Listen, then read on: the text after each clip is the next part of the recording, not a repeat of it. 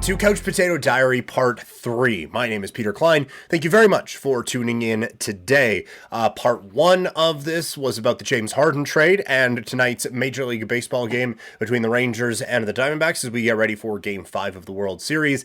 Part 2 focused all on the National Football League, and now Part 3, we are looking at the CFL as well as a busy day in the National Hockey League. As always, rate, review, subscribe wherever you can. Like this video and subscribe to the YouTube channel, and you can find me on social media, Twitter, Instagram, and TikTok. I'm at Primetime Klein, twitch.tv/primetimepk, and you can email the show, couchpotatodiary@yahoo.com. My dog is sneezing. The show is going to be so good. Let's get into CFL Power Rankings.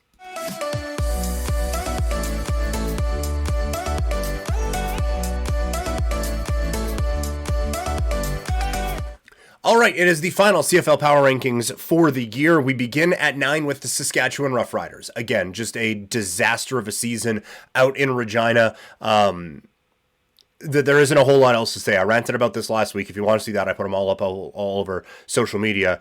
It's a bad football team. It's one that now going into this offseason, there aren't a whole lot of spots where you can say, oh yeah, no, they're fine. There's a lot that needs to be worked on with this Saskatchewan Roughriders group, and we will see what they end up coming up with. At 8, it is Ottawa. I do think they have something in the quarterback with Crum. I think there are a couple of pieces to maybe build around at around that young quarterback. So I think there should be a bit of optimism out in Ottawa going into next season. A ton of optimism with our number 7 team, the Edmonton Elks. Trey Ford comes in and helps turn this team around. Now it's time to build around a really dynamic quarterback and to help take this team to the next level. You saw with the battle for the final playoff spot in the West, it's not going to take much to finish third in the West next year. So I think Edmonton has to be one of the early favorites to do that if they can build around this young quarterback. Now we get to the playoff teams. At 6, it is the Calgary Stampeders. Look, they're coming off of a couple of very big wins, but the only reason they were able to have those big wins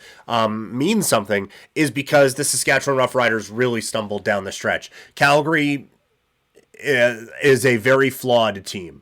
I don't think they have had a very good year. 6-12 would tell you just that. But they're going into a matchup against BC with a game plan that worked a couple of weeks ago. And we will see what the run game looks like now after they just ran it down BC's throat a week ago or a couple of weeks ago. We'll see what Jake Maier does. But I think there's at least a touch of optimism around this Stampeders team going into the matchup against BC. At 5, it is Hamilton. They've come up with some big wins. They're going to use 2 quarterbacks this week, which I never like. I feel like that kind of takes a quarterback out of a rhythm. That if this was an effective way of doing it, everyone would. So I don't like Hamilton's idea of going with the 2 quarterbacks, but we'll see if it works. But they've come up with some big wins. But at 4, it's Montreal. We had John Hodge on earlier this week, and he pointed out against the non-Toronto, Winnipeg, and BCs of the world, Montreal's 11-0. It's just they lost 7 to Montreal, Toronto, and Winnipeg. It's a good football team. It's not a great football team, but it's been a good bounce back year for Cody Fajardo, who proved that he can, for the most part, stay healthy and help lead a team back into the postseason. He now has a home playoff date going up against Hamilton. And now the top 3, as they've been all year, BC at 3, Winnipeg at 2, and Toronto is the number 1 team going into the postseason. BC has a lot of questions that need to be answered if they are going to upset Winnipeg and move on to the Grey Cup out in Hamilton. Things are set up very well for Toronto right now, as the Grey Cup is going to be played in their home province. I don't know how well Argos fans travel, but they're not going to have to travel much if this team does get to the Grey Cup. And Winnipeg, they are just a team that has been there before. I think a lot of people have kind of written this team off as maybe being a bit old and over the hill, but this is a Winnipeg team that is roughly stayed intact, or a lot of key pieces have stayed intact from a team that has a couple of Grey Cups under their belt and even more Grey Cup appearances. So it's going to be a fun stretch. Playoff time in the CFL is always just the best, man. And it's been fun getting ready for Grey Cup week in a couple of weeks. So that is the story from the CFL. Let's get ready for tonight's Calgary Flames game.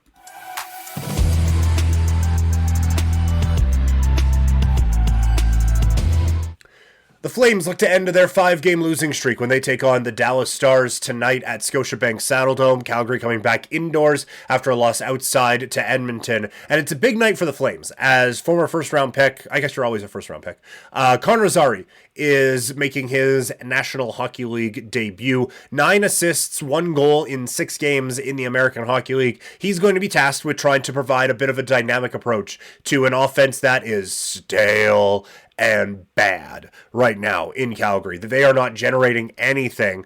It doesn't look like there's any system at all. That there's a lot to not be happy about out in Calgary right now. We'll see if Connor Zary can come in and just save the future of the franchise. That's basically all you're trying to do. We talk about this a lot on Sportsnet 960, but this is a player that I think it's a positive that he's getting called up. I just like that you just put the best 12 forwards out there on a night in, night out basis, regardless of veteran status or whatever.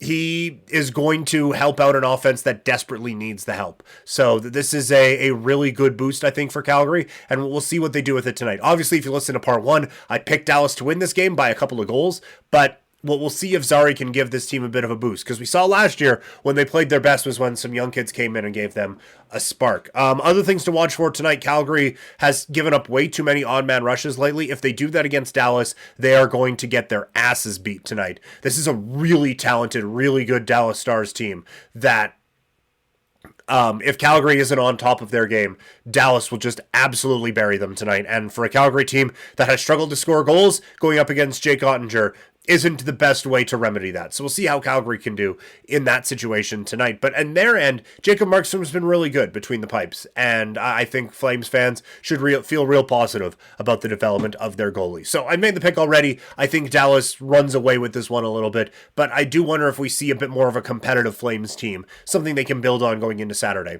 against the Seattle Kraken. If you think it's crazy in Calgary, let's talk about Ottawa.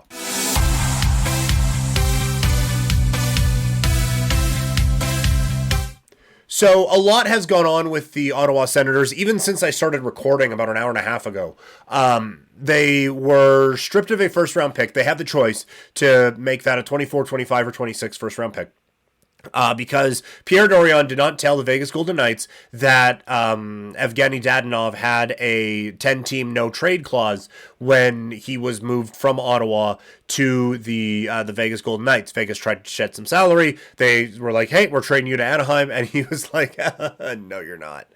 And that is a big problem. Apparently, there's been an investigation going on, and it's been found that the Ottawa Senators were negligent in their duties of telling the Vegas Golden Knights what they could and couldn't do with the player.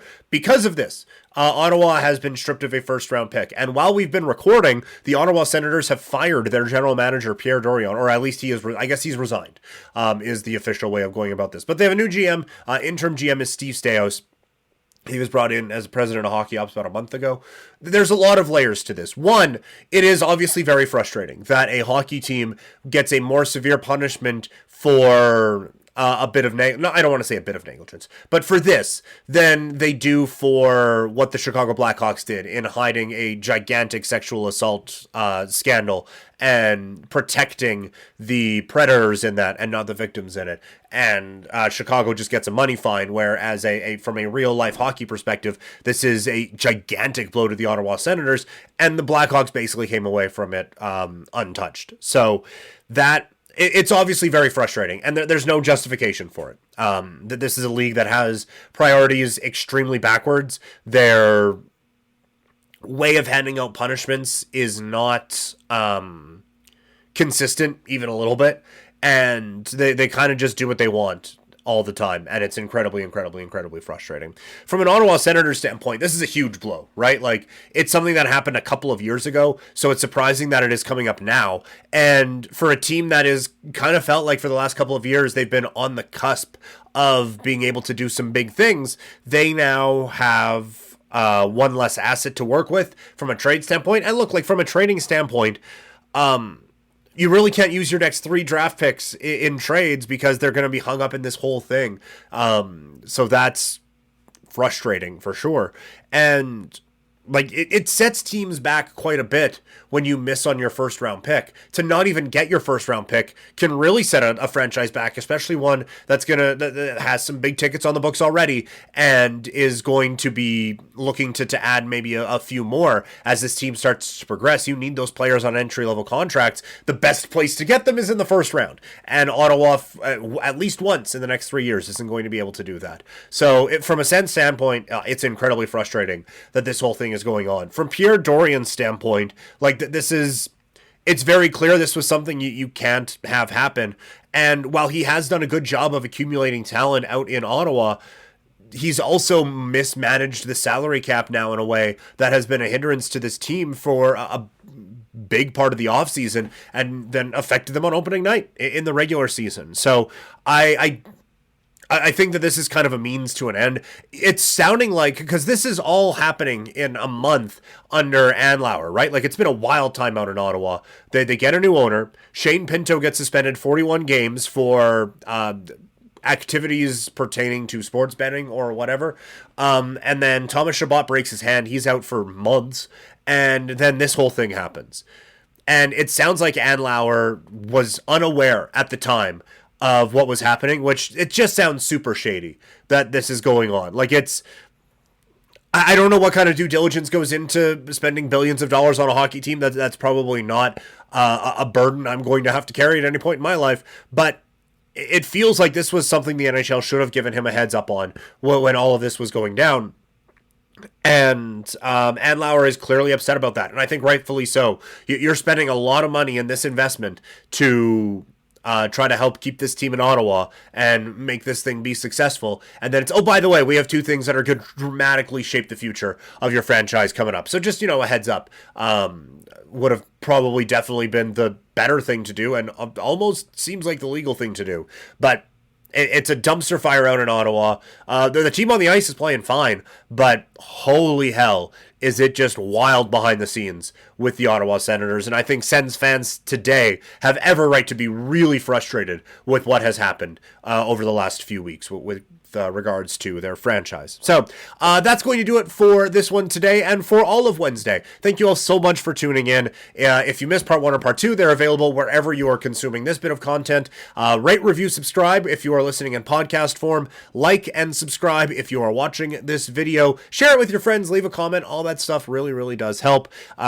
Coming up tomorrow on the show, it is NFL Power Rankings Day. I'm going to watch Game 5 of the World Series. We will have a breakdown of that, and we'll be starting to get ready for a weekend of football. So it should be a fun show. Thank you all so much. Find me on social media, Twitter, Instagram, and TikTok. I'm at Primetime Klein, twitch.tv/PrimetimePK, and you can email the show, couchpotatodiary@yahoo.com. Talk to you all tomorrow. I'm out.